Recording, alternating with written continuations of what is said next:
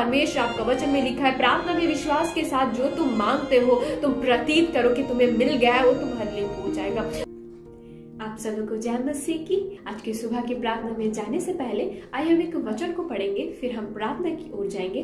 हम बाइबल से निकालेंगे लूका रचित सुसमाचार उसका 11 अध्याय 8 पद, जहाँ पे वचन कुछ इस प्रकार बताती है,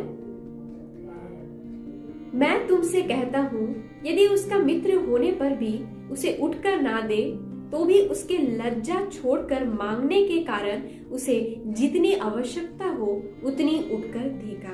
आमीन।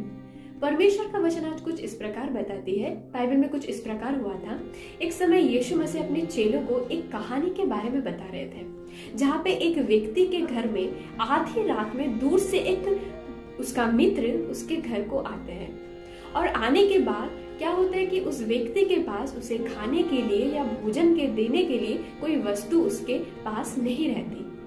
तो वो क्या करता है, वो व्यक्ति उसके पास में एक मित्र रहता है, उसके घर पे जाता है, और जाने के बाद उसके द्वार पे खड़े होकर द्वार को खटखटाता है और उसे इस बात को कहता है कि बहुत दूर से मेरा एक मित्र आया है, परंतु मेरे पास उसको देने के लिए कोई भोजन वस्तु या कोई वस्तु है नहीं। तो यदि तू हो सके तो दरवाजे को खोल, और तेरे पास यदि कुछ भी वस्तु भोजन के लिए है तो वो मुझे दे।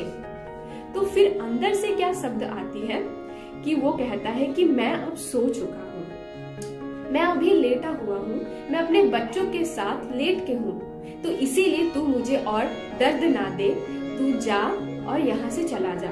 एक प्रकार से हम बोल सकते हैं कि वो उसे इस बात के लिए इनकार कर देता है और कहता है कि अभी मैं तुझे इस वस्तु को नहीं दे सकता। तो इस विषय में यीशु मसीह अपने चेलों को सिखाते हैं निरंतर कंटिन्यू मांगने के लिए। अर्थात यहाँ पे क्या होता है, यीशु मसीह उन्हें प्रार्थना करने के विषय में सिखाते हैं चेलों को। इस कहानी के द्वारा यीशु मसीह उसे बोलते हैं, उन्हें बताते हैं इस बात के लिए कि निरंतर मांगते रहो। यहाँ पे क्या होता है कि यदि वो दोस्त जो बाहर पे खड़ा होता है, जो मांग रहा है, वो यदि कंटिन्यू उस दोस्त के पास मांगते रहे, तो वो क्या होगा, जहाँ पे जैसे हमने 8 पद में पढ़ा कि वो लज्जा के कारण उठ के उसके मांगने के अनुसार उसे वो भोजन वस्तु दे देगा। उसके पास जो भी रहेगा, रोटी हो चाहे कुछ भी वस्तु हो, वे उसे उठकर दे देगा। वो किस लिए देगा? इसलिए नहीं कि वो उसका मित्र है, इसलिए देगा कि वे उसे कंटिन्यू मांग रहा है, कंटिन्यू वो मांग ही रहा है। इसके विषय में क्या होता है, वो उसको उठ के दे देगा। तो यीशु मसीह कुछ इस प्रकार ही अपने चेलों को निरंतर मांगने के लिए, अर्थात वचन के अनुसार, यदि बाइबल के अनुसार देखें तो मांगना मतलब प्रार्थना करना।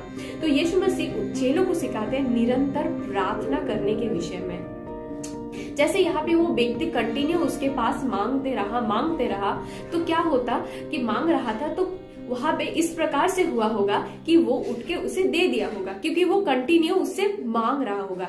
यदि कोई इंसान दरवाजे पे खटखटाते रहे, क्या वो उसके लिए दरवाजा खोलेगा नहीं?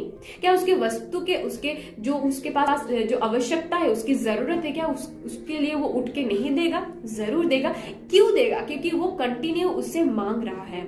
इसी प्रकार मेरे प्रियो, आज के दिन में भी परमेश्वर इस वचन के अनुसार कहता है कि निरंतर कंटिन्यू मांगने के लिए।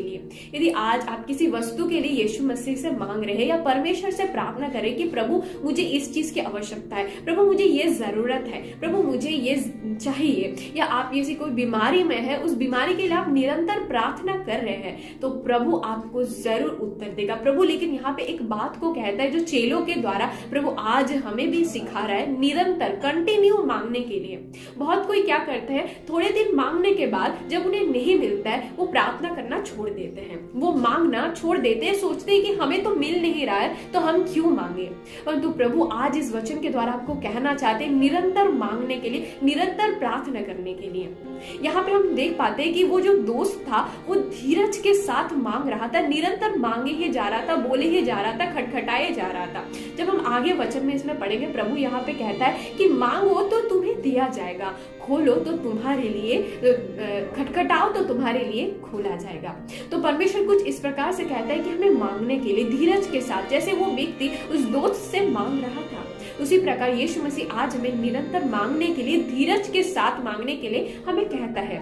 यदि हम थोड़े समय मांगने के बाद यदि छोड़ देंगे उस चीज को मांगने के लिए, तो हो सकता है वो हमें ना मिले, परंतु यदि हम धीरज के साथ, हम विश्वास के साथ हम परमेश्वर से मांगे तो प्रभु जरूर उस बात से भरेगा। तो हमें कैसे मांगना चाहिए, हमें कैसे प्रार्थना करना चाहिए? क्या हमें कंटिन्यू बोलना ही चाहिए प्रभु हमें चाहिए, हमें चाहिए? नहीं मेरे प्रियो, प्रभु का वचन कुछ इस प्रकार बताते हैं कि जब विश्वास के साथ हम कुछ मांगते हैं तो हमें प्रार्थना के बाद उस बात के लिए प्रतीत करना है, हमें इस बात को बोलना है, अंगीकार करना है कि हमें वो मिल गया है। जब हम कुछ चीज को मांग रहे हैं उसके बाद जब उस विषय के लिए हम फिर प्रार्थना करेंगे तो हमें धन्यवाद करना है और निरंतर धन्यवाद देना है परमेश्वर को कि प्रभु मैं विश्वास करती हूँ या विश्वास करता हूँ कि प्रभु आपने मुझे ये दे दिया। जब हम ऐसे धन्यवाद के साथ प्रतीत करते जाएंगे, हम प्रभु को धन्यवाद देते जाएंगे, तो ये अवश्य एकदम कंफर्म है कि वो चीज आपको जरूर मिलेगी, क्योंकि आप जिसके ऊपर विश्वास करके ये मांग रहे हो वो उस बात के ऊपर विश्वास योग्य है और आपको उस बात से भरेगा।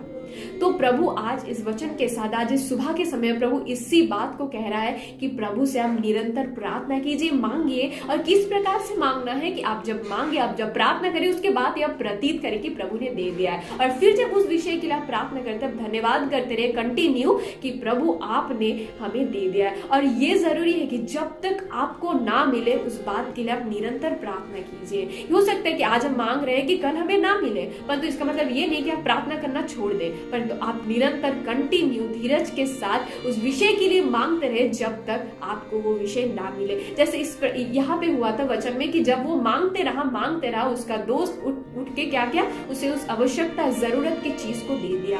तो परमेश्वर हमारा सच्चा मित्र है, वो हमारा सच्चा दोस्त है, तो वे हमें क्यों ना देगा।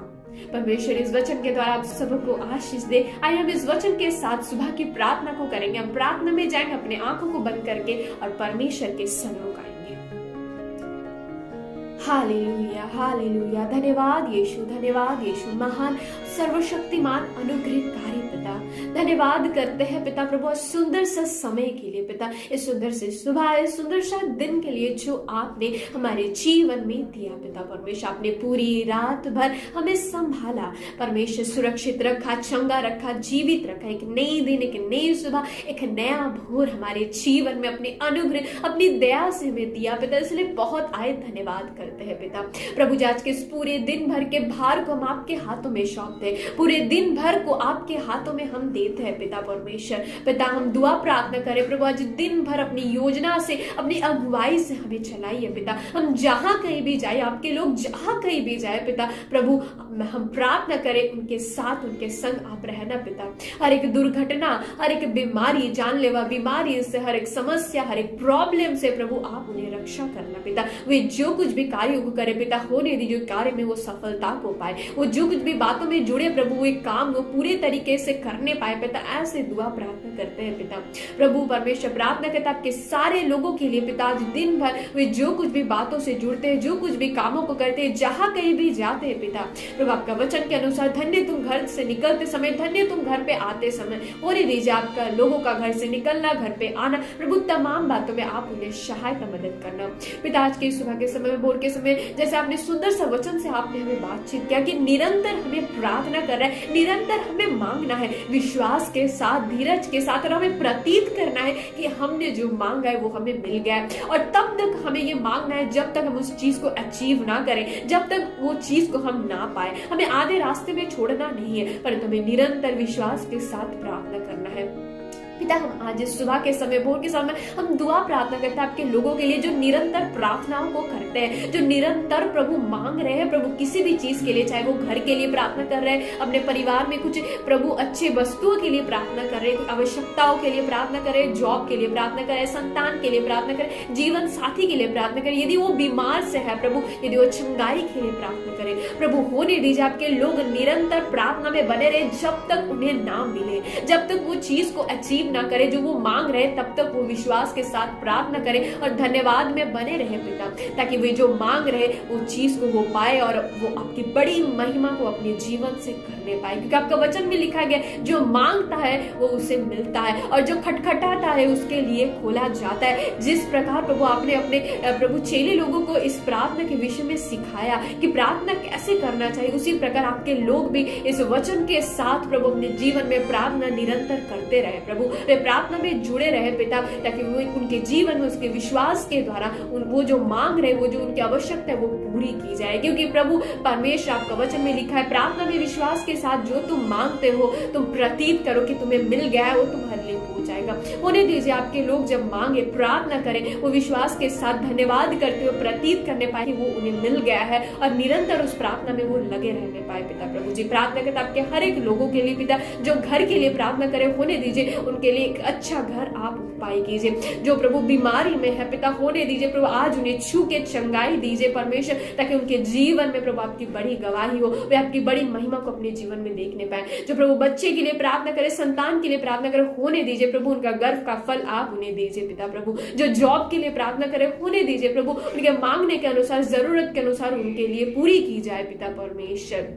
और प्रभु जो जीवन साथी के लिए प्रार्थना करें, होने दीजिए प्रभु उन्हें सही जीवन साथी जो आपने ठहरा के रखा वे उन्हें मिले पिता प्रभु। जो परिवार की सुख शांति के लिए प्रार्थना करे, किसी भी जरूरत के लिए प्रार्थना करें परिवार में, होने दीजिए उनके परिवार में जो आवश्यकता है, जरूरत है वो आप पूरा कीजिए पिता। उनके ऊपर में अंदर वो विश्वास आए पिता, कि विश्वास के साथ हम जब पिता से मांगेंगे वो हमें देगा। होने दीजिए प्रभु आपके लोगों के अंदर विश्वास को मांगता और धीरज को आज मांग लेते प्रभु, वो धीरज के साथ विश्वास को लेके प्रार्थना निरंतर करते रहे पिता, ताकि वो जो मांग रहे उनके मांगने के अनुसार उन्हें मिले पिता प्रभु। ऐसे हम दुआ प्रार्थना करें। आज के पूरे दिन भर परमेश्वर भार को आपके हाथों में देते, आपके सारे लोगों को आपके हाथों में सौंपते प्रभु। उनकी सुधि लीजिए, उनके जीवन में अपनी इच्छा को पूरी कीजिए पिता परमेश्वर। ऐसे प्रार्थना दुआ करते, सारा आदर महिमा सम्मान गौरव प्रशंसा जलाल यीशु मसीह आपको देते हैं। इस प्रार्थना को यीशु के सामर्थ्य और मीठे नाम से मांगते हैं, आमीन आमीन आमीन।